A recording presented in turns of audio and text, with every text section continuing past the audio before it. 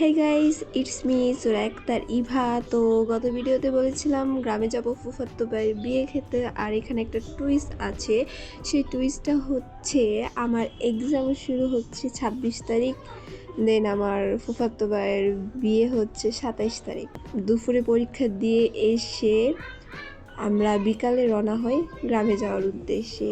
হয়তো আমার মতো কিছু তাচ্ছিনা মানুষই এমন যে তার নিজের এক্সাম রেখে, ফাইনাল ইয়ার এক্সাম, তার উপর আমার ইন্টার ফাইনাল ইয়ার এক্সাম রেখে আমি গেছি হচ্ছে বিয়া খেতে। এরকম তাচ্ছিরা হয়তো বাংলাদেশে বা এই পৃথিবীতে কয়েকজনই আছে আমার মতো, যে কিনা তার ফাইনাল পরীক্ষা রেখে তার ফুফাতো ভাইয়ের বিয়ে খেতে যায়। সো সে অনুযায়ী আমরা বিকালবেলা বের হয়ে যাই। তারপর বাস স্টপে এসে আমরা টিকিট কেটে বাসে উঠে পড়ি। বাসে ওঠার পর কিছুক্ষণ পর বাস ছেড়ে দেয়।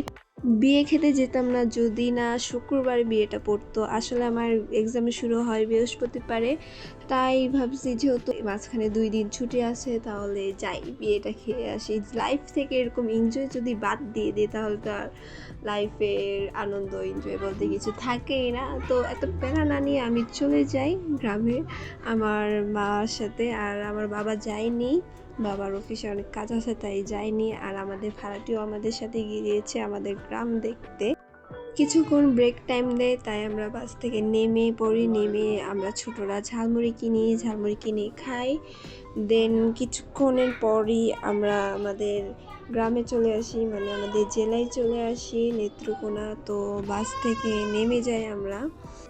বাস থেকে নেমে হচ্ছে একটা অটোতে করে আমরা রেল স্টপে যাই, গিয়ে ওইখান থেকে একটা সিএনজিতে করে দেন আমরা বাড়িতে চলে আসি।